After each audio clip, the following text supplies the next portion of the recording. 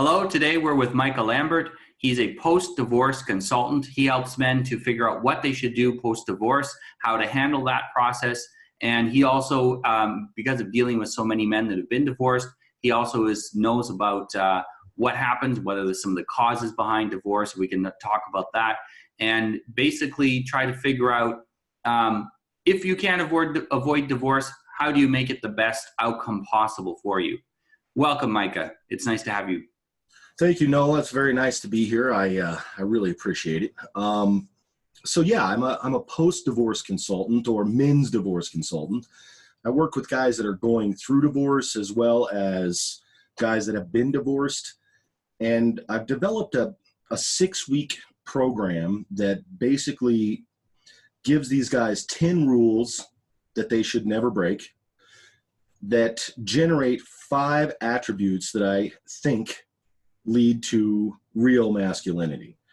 When we talk about how to save a relationship once things have started to go into the negative, there are some subtle ways. I've actually worked with a couple of guys recently to try and show them different ways to approach the relationship dynamic. If we just went over, say, the first 2 rules, never supplicate, never capitulate. These are basically, when we do these things, when we supplicate, which means to ask or beg in a self-deprecating manner, that actually makes us look like a child. And women have this tendency to really find masculine men attractive as opposed to children attractive. And on top of that, they tend to infantilize anything they can infantilize. So if you make it easy for them, they'll infantilize you. And that's not very attractive. In a heartbeat. I mean, we've watched every TV show you see the male character as one of the children. And that seems to be a very common theme. Women will even say it, yeah, I've got 3 kids, 2 sons and my husband. That's, so if we come into a situation, we say, never supplicate and never capitulate. Capitulate means to lay down and show your underbelly. Yes, dear, always, whether you want to or not. These are 2 highly negative reactions for men that create all kinds of issues in the relationship. So if you came into a situation and said, okay, what does that mean? Never supplicate. If you were to present something to your wife, for instance, like, hey, honey, let's go out to Sizzler for steak tonight. And she says, no, I don't want to. You can supplicate at that point and say, come on, let's go. Please go with me. We can start down that road of begging. And that creates tension in a relationship, and also creates a scenario where you start to look like a child. If you were to respond with something more like, maybe we would look at this from a standpoint of saying, tell, don't ask. If she doesn't want to, she'll let you know. This is kind of the way I like to respond. So I would say, babe, get your clothes on. Let's go to Sizzler. If she doesn't want to go, she's going to say, no, I don't want to go to Sizzler. Then where would you like to go? We're going to put that back in, we're adults, so we're going to put it back in her field and say, let's find some compromise. So if we follow these 2 rules of never supplicate, never capitulate, that almost always leads us to compromise. We have to compromise at that point. She has to compromise, I have to compromise. If she says, well, I want to go get Italian, I'm gluten-free, so Italian doesn't work for me, right? I mean, we're going to start down a road of finding some middle ground instead of begging. And we're never going to just say, all right, whatever you want to do. Man, that is just giving your power away. That gives your masculine energy away, and that is not the way to respond in any scenario. And I think what's important too is you're leading that process of figuring out what is going to be mutually acceptable. It's a reciprocal process, but you're leading it. And that's I think very important. If you leave it up to her to make the decisions without input, I found that most women absolutely hate that. I've had a number of women contact me to say, how can I get my husband to take more decisions? Yeah, Because I they mean, want to do it. that's a big part of the masculine dynamic, is being a leader. Mhm. You know, we women find us attractive when we're single because we're doing what we want. We're in a mode of, this is my purpose, this is my mission, and I do what I want to do. They find us attractive. Then we get into a relationship, and a lot of guys will fall into her frame at that point, where we no longer do what we want to do, and we start to do what they want to do. They didn't sign up for that. You know, they signed up for this masculine human being that does what he wants to do. And all of a sudden now you're not a leader anymore. Now you're a follower. And that is not attractive in any way, shape, or form. And, you know, in my mind, I think men are responsible for building desire in a relationship. It's not the woman. Honestly, if you're in a scenario where the woman is running, building, and escalating desire, you got to look and see what the agenda is at that point. Yeah. Something is not on the right keel there. Yeah, it's usually more of a almost, you mentioned that the argument is about where we're going to eat, but usually it's about sex, the reality is, and men begging for sex. And Yes. women will try to put a man in that position because it gives her leverage. Yeah, and I don't know that it's necessarily about sex, but maybe intimacy. Yes.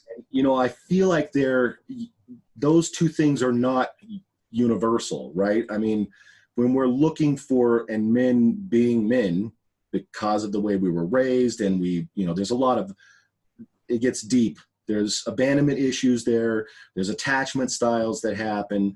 You know, the majority of single men that are out there after a divorce, they seem to have a very anxious, or it's not an insecure attachment style. And so we have this need or desire to be validated via intimacy. And that's not necessarily the best way to be. I mean, if you really do love yourself, and you really do look at yourself as this beast of a man, then you don't necessarily need that internal or even external validation that intimacy brings. This is something that two people typically do together. It's not a one-sided event. And I think a lot of guys miss that. Yeah, I think too, talking about the lack of security, I think what happens for a lot of men is there's a tremendous amount of young men now that basically get abandoned by their mothers into daycare, and then later into the public school system raises the children rather than the parents. And the fathers aren't, either not there, it's a single mother, or the fathers are not there physically or mentally or emotionally. They're just around generally. And so the boys don't, they have to please the mother because that's their only source of parenting. And so they get into that habit of pleasing women and deferring to women, because when you're a little boy, you have to defer to your mother. She's your authority over you. And yeah, they never transition to that point where they join a male hierarchy with their father. Used to be boys at 7 years old, they left their mothers and went off with their fathers to the field with his friends and doing stuff with his male group, and they had a chance to develop into that hierarchy. Whether that was uncles or friends or whatever, right? Men or boys were thrown into a situation where they actually had to interact with grown men. Yeah. And, men with tempers, and men with emotions that were masculine emotions, and they learned how to deal with those in a different way. And often doing hard and dangerous work. So you had to have a certain level of focus and concentration, or you died. Yeah, I mean, I don't know if you are a proponent of the overt, covert language styles. Men speak in overt language and women speak in covert language. And I think a lot of that comes from primal communication styles. You know, if you're on the savannah and you're hunting water buffalo, two dudes cannot have a covert conversation about how this is going to go down. It needs to be very overt. It needs to be concise. It needs to be clear. Otherwise, everybody's going hungry tonight. You know, typically men don't wind up dead necessarily, but failure is on the horizon if we don't get an overt communication style down so that we're moving forward in a way that is going to bring the desired outcome, right? I mean, that is overt communication. Where women communicate in a covert style, a lot of questions, a lot of would you like to? And I think a lot of that is because they raise children and their interactions are with these sponge minds, and children have a tendency to rebel or push back in the early days, test that wall that they run up against. So overt communication style with a child usually creates a question, where if you use a covert style when you're dealing with children, then you will get usually a different response. When you're asking them questions, they start to formulate opinions, which is what children need to be able to live in this world. So those two different styles can make it challenging for men and women to interact, because it is truly a different communication style. And that's one of my rules. Never answer overt questions from a woman. That something has happened. There's a breakdown in the communication. When she stops using overt or covert language and starts using overt language, she's reached the end of how she knows to communicate with you. And now you're sitting in a situation where you clearly haven't given her the information that she needs. She's going to ask you an overt question. Could you give us an example of what that might be? Let's say you're in the early stages of a relationship and a woman asks you how many women you've been with. Your girlfriend asks you how many women you've been with. This is an overt question that, if answered in an overt style, is going to create something. She's going to start to formulate an opinion. Oh my God, he's a slut, or he's not very experienced, just depending on where she's at in that dynamic.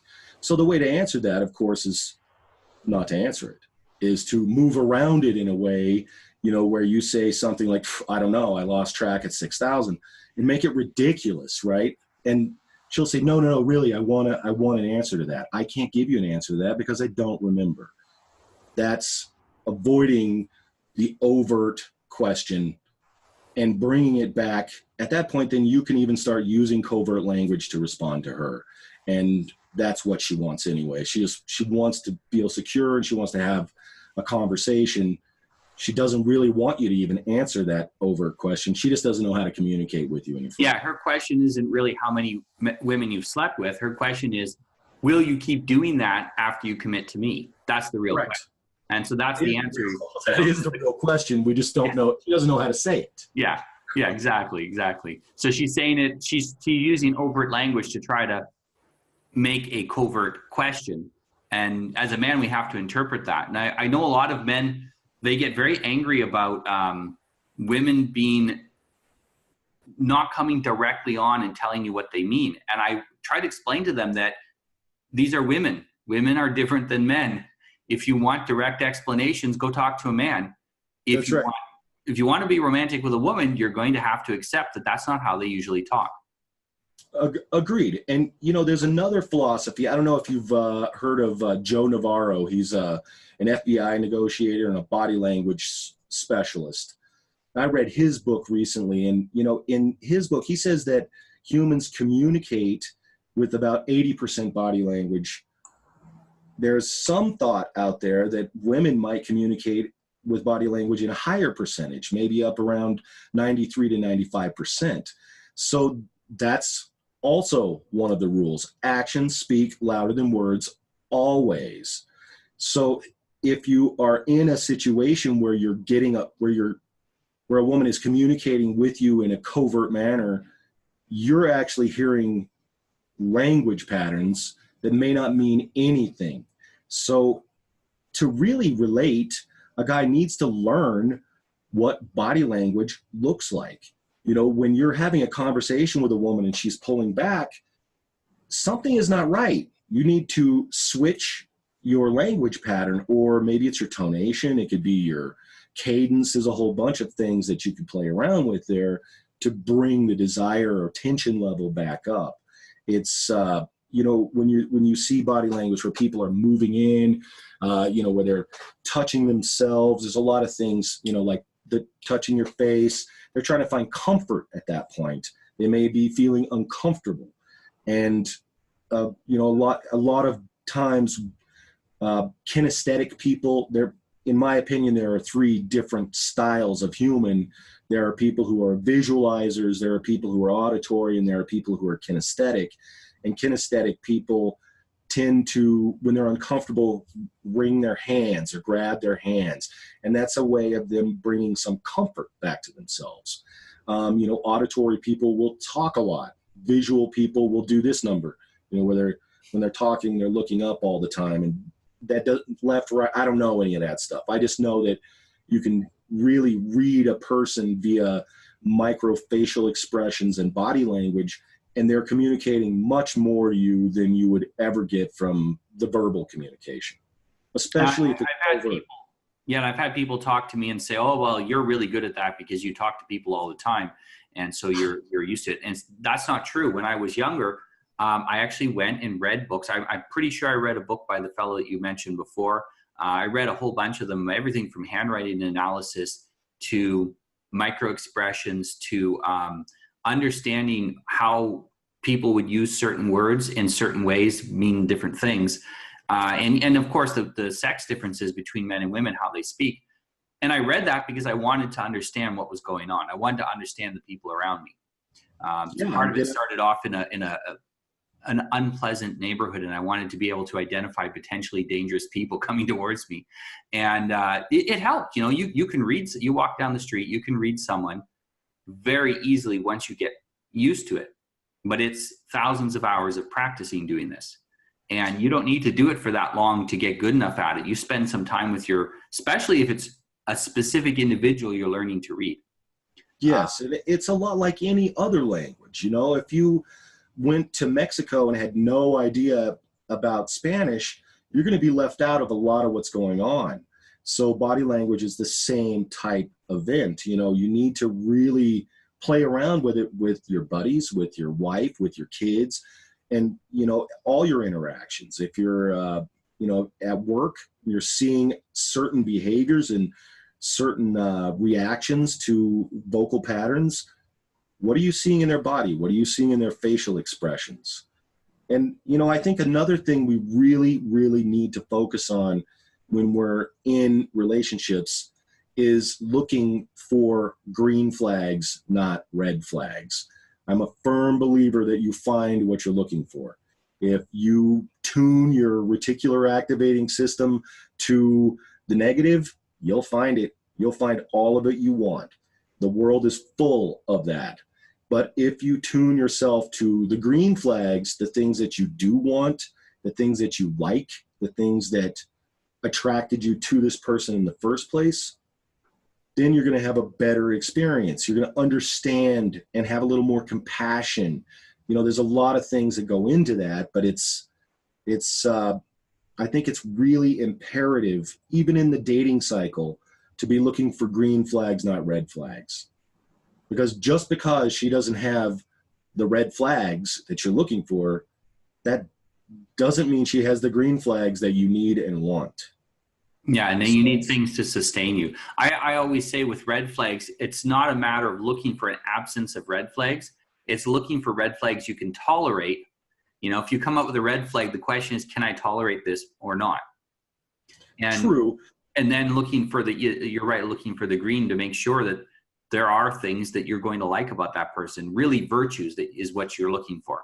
You know, virtues, and do they add value to your life? Do they make your life better?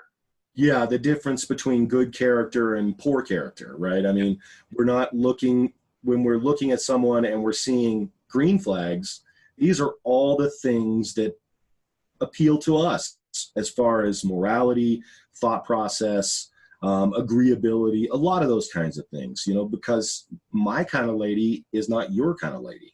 You know, that's the reason why there's 3.8 billion women out there for any single man to choose from. You know, the abundance mindset, if you will. It's important not to get hung up and say, oh man, this one's great for me because she doesn't have these 3 red flags. Who cares, dude? I mean, what green flags does she have? What does she bring to your table? Not, well, she doesn't take this away from my table. That's to me, that's a scarcity mindset. Yeah. And Yeah. Go ahead. Sorry. Oh, to me, that is no way to live. Yeah. Well, if you look at it in another way, if you're looking for a car, you don't usually look at, well, I don't want the car to be this and that and the other thing. You know, Right. It's pretty much the same with every decision. If we look at decisions primarily on the basis of negatives, we're going to have a hard time making decisions. We usually look for the positives. And part of it is, if we're looking at, you know, mostly men marry someone a few years younger than them. So if you're looking at marrying a woman that's a few years younger than you, if you combine the fact that as a woman, she probably does not have the same agency development curve that you have, and she's younger than you, a lot of the red flags are to do with age and immaturity that people are looking at. And if they have the right green flags, if they have the right positive things about them, most of those age and immaturity things will be dealt with time. Whereas if they do not have, if they don't have the positives that you need to begin with, even if they overcome those red flags, it won't matter because they don't have the positives. Yeah, and that's what I'm saying is, you know, when a guy goes out into the world and starts looking to date, I don't care whether you're 20 and have never done this before, or whether you're 45 and coming out of a 20-year relationship, you need to really focus on what you want. If you don't know what you want, then you need to go out and date a lot of people. Your car analogy, for instance, you know, if I'd never owned a car before and I rolled up on an AMC Gremlin and sat down in that seat and was like, man, I love this car. How do I know I love this car? I've only been in one car. Yeah, it's got an AM radio in it. It's got green pleather seats. There's a whole bunch of things that are kind of cool and neat that I've never experienced before, but I've never been in a Cadillac. I've never experienced a Volkswagen Jetta. I don't know what I know. I don't know what I need, actually, is where we're at.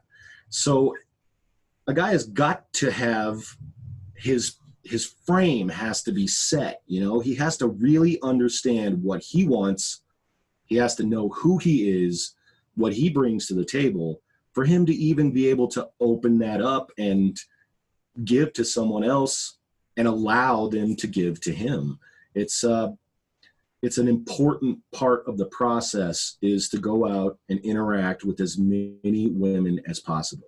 And I'm not saying sleep with every one of them, but definitely date a lot. It's important. Yeah. And it is interesting that I will speak to a lot of men, and often on one of the very first calls that I do with them, they'll say to me, I wish that I could just have some way to skip all the dating process and go straight to the woman that I want to marry.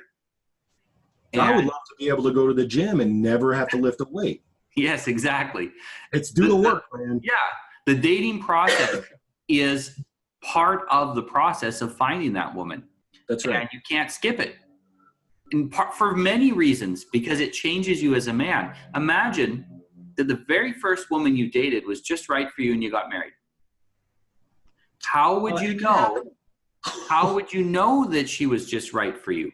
You're always going to have doubt in your mind that I could have done better. I could have done better. And that's going to come up every time you have a fight or an argument. I could have done better.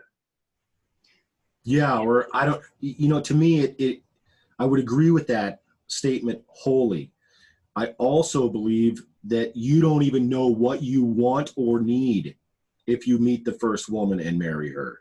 Yeah. You don't have any expectations for anything realistic. At that point, it's all based off of your favorite Disney movie or something your mom told you, or I don't know, maybe The Notebook. But there's no real world application for you have no baseline. There's nothing for you there.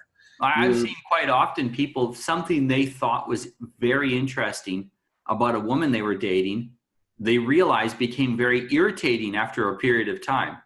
Yeah. You know, they had a woman who was very interested in her friends. So she had, you know, she spent a lot of time helping her friends. Then they realized that she was spending so much time helping her friends that she spent no time with them. Or taking care of herself at that point. Or taking care of herself. And I've seen these, you know, different patterns like this where you think at first, that's a real admirable trait. But if you extrapolate that too far, you can see how it can become annoying. And it's hard to know that at first. That does take some experience and some time. And I say the same thing for women, that they should date a number of men before they choose the man they're going to marry, because you don't know what you want, and you don't know how good where you actually fit in the sexual marketplace. I agree. I thought I had some water there, but it can be really, really challenging for guys and girls. You know, I always use the analogy of going clothes shopping or pants shopping.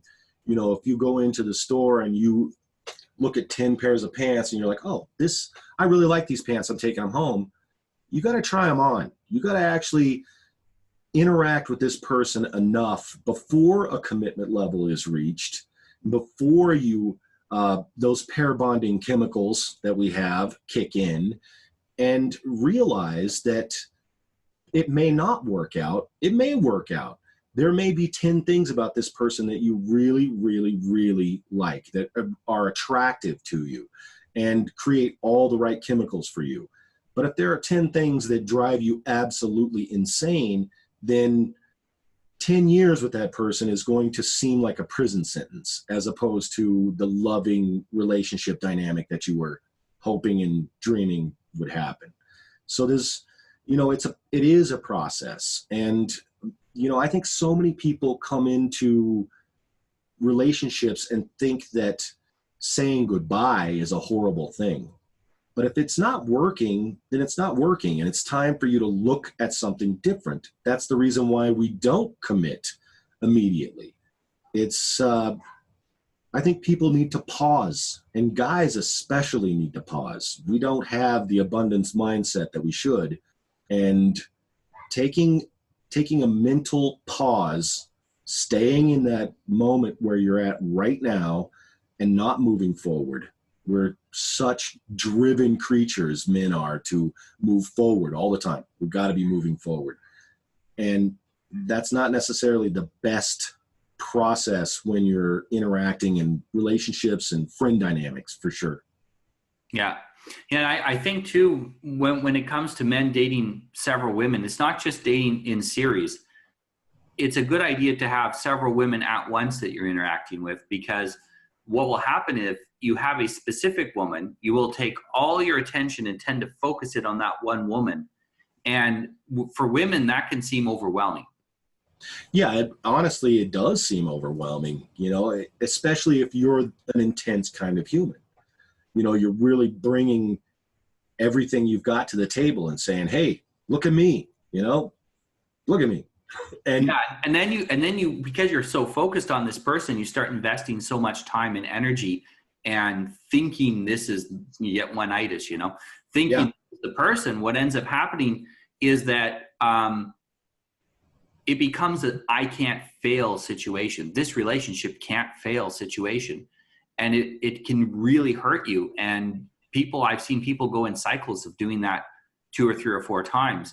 And the real key, the solution to that, is to not invest too much into that relationship all at once.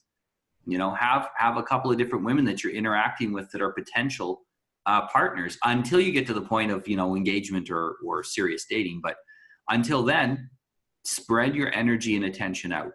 You mentioned that, you know, if you're a very intense individual, men are like a laser beam. We're very, very focused. And women are like, you know, a spotlight or a searchlight. Sorry. So it's spotlight. It's very wide beam. And they're busy with all kinds of stuff. They're not going to be able to give you the kind of laser beam attention that you want if you're doing that on one woman. You know, she's got her family, she's got friends, she's got all of this. And it's not even just that you should be dating more than one woman. You should have other things to do besides dating. Yeah, that's what I was just going to say. Diffuse your energy. It's very much about having a future purpose. Mm-hmm. It's about staying on that future purpose, understanding that you have dreams and you have hopes and you have goals that are out there in front of you. The relationship dynamic is a piece of that, not all of that.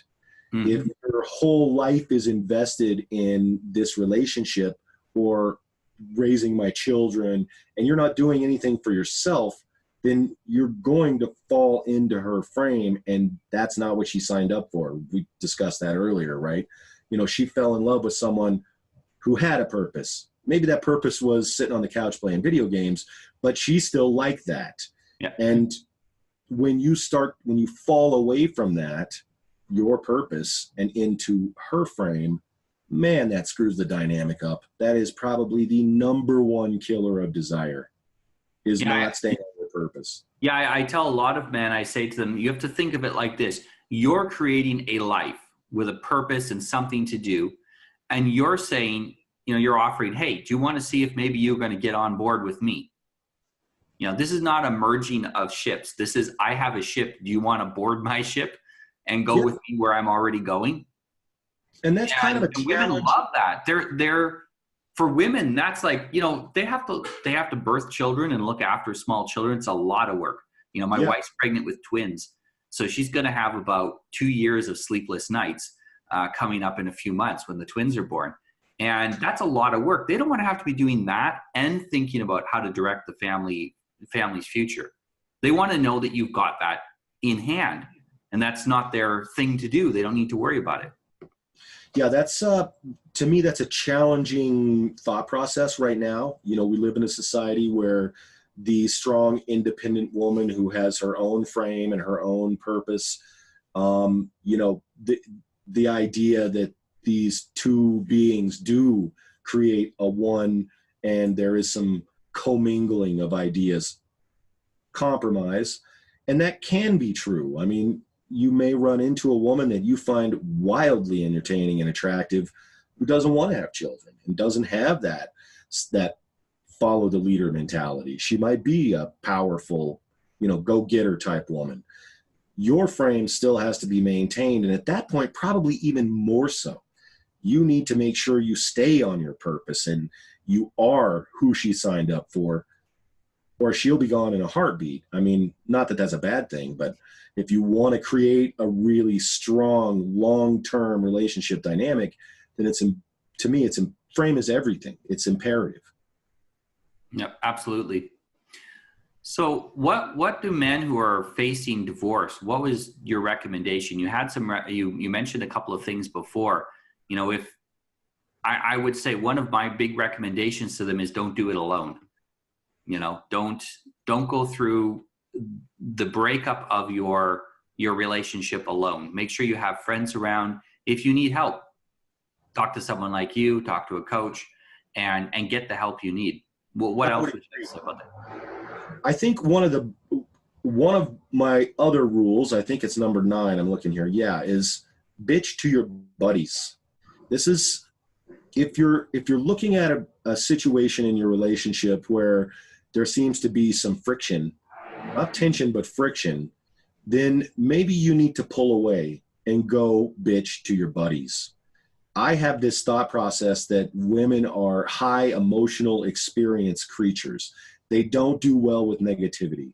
They learn from success where we learn from failure, and we really want to discuss our failures. If we're having trouble at work, we want to communicate that to somebody. And the women in our lives are not the ones to do that with. Once we come to some realization or rationalization of what it is, then we can have that discussion. But to me, having your group of guys that you talk to is friends, buddies, whatever you want to call them, is imperative.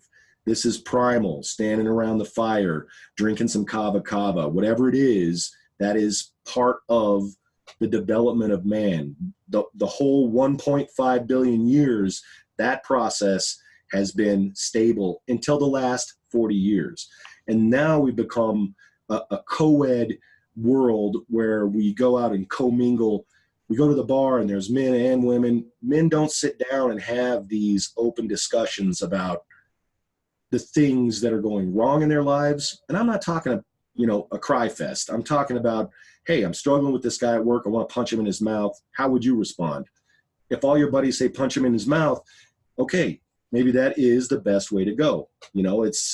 Or if all your buddies say go buy a saddle, then you're a jackass. It's time for you to adjust your paradigm. Yeah, I always say it's like the way you can test this. If you're the group of guys and one guy says, you're getting kind of fat, you probably should lose some weight. The other guy looks at his gut and goes, oh man, thank you for telling me that. I'll get right on it.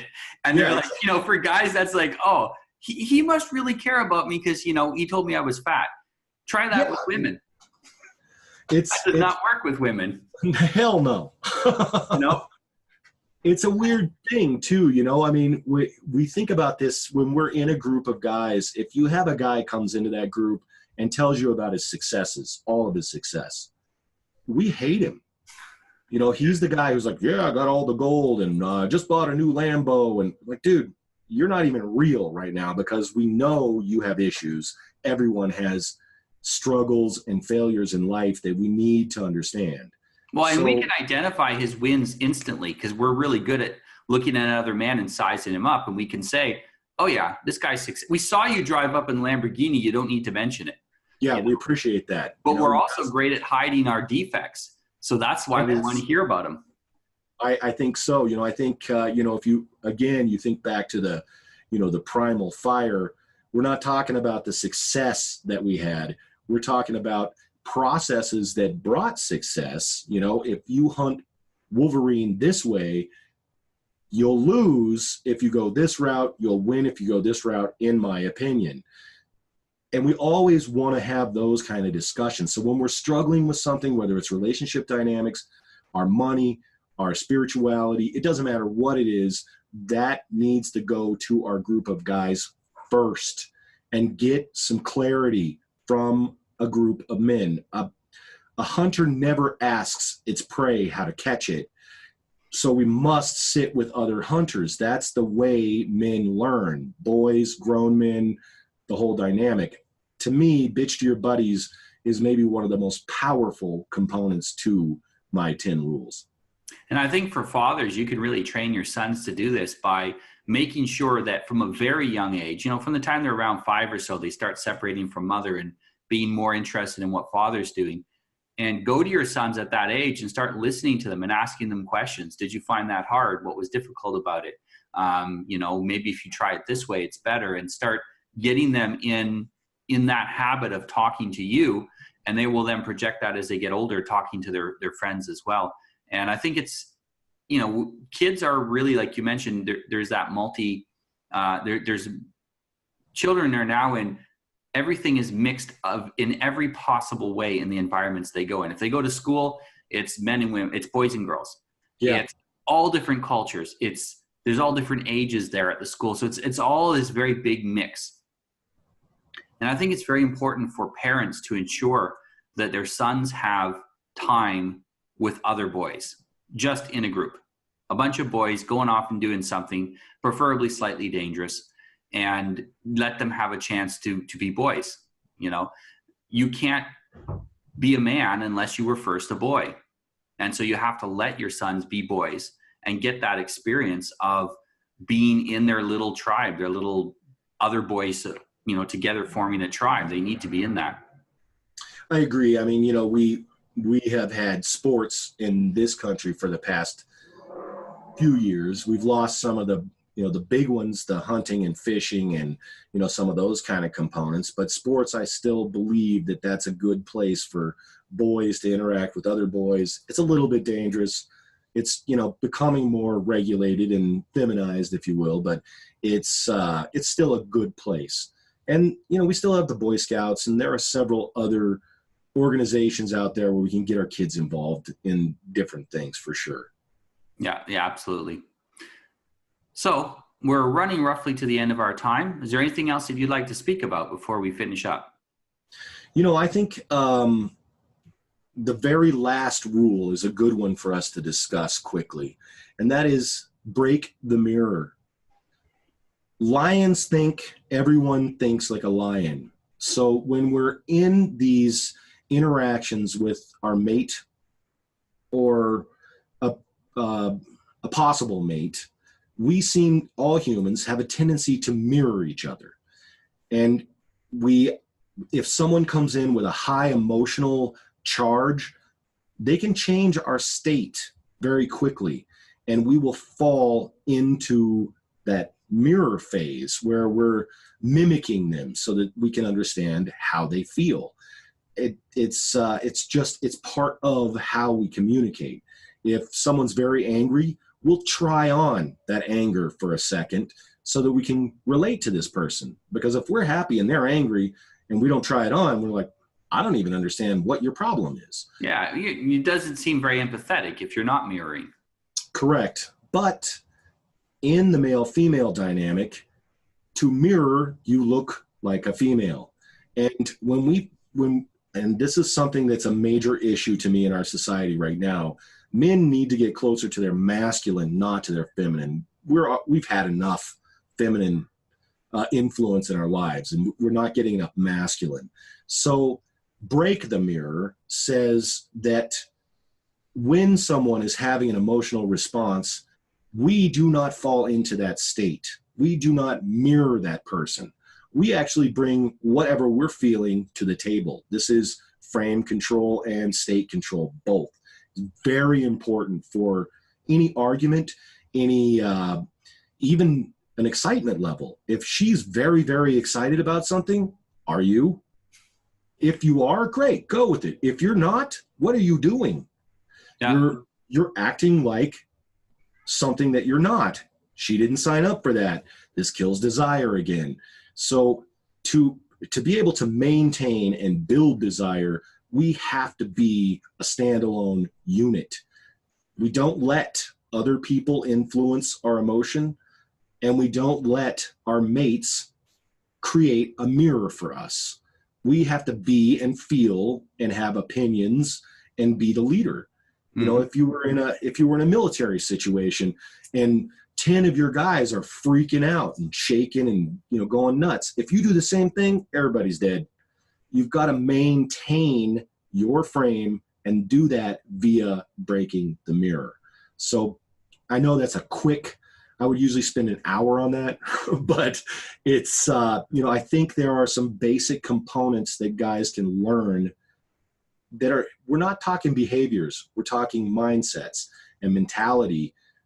Adjust the paradigm so that you're looking at it the way men look at it, and then you're going to react or respond the way you respond. But you do need a bit of information that takes you away from what your mom told you and gives you something a little more masculine so that your approach is, you have a better outcome, in my opinion. Yeah, and what your mother told you, she didn't necessarily do it with any malintent, but her objective was to make it easy to manage you. And so if you're following those same guidelines about male-female relationships, it's going to make it easier for your wife to manage you. And she doesn't want to do that. No, she has no desire whatsoever to manage you. Yeah. You know, that's, she's got enough kids, or she doesn't want kids, or whatever her scenario is. She did not sign up for that. And I think that's you know, I come back to that repeatedly. We, as men, we get upset. We're like, well, why doesn't she do this? I wish she was just that way. She's saying the same thing. You know, she came into this dynamic, this coupling, however you want to call it, or whatever it looks like, with an expectation that you were going to be the kind of human that you are. When you start changing radically into some feminized, I'm going to make it smooth and easy because that's what my mom told me, that kills desire and destroys relationship dynamic. Absolutely. Thank you very much, Micah. It's been a really good interview, and I think this is going to be very beneficial for all that listen to it. And where can they find out more information about you? We'll put links in the bottom of the video, but where can they find out? My website is the best place to go. That's micalambert.com. That's MICAHLAMBERT.com. You can also look at Adjust Your Mindset, which is my Facebook page. There's some stuff going on there as well. And you can also always reach out, send me an email. We can have a conversation. Excellent. Thank you very much for joining us. Thank you, Noah.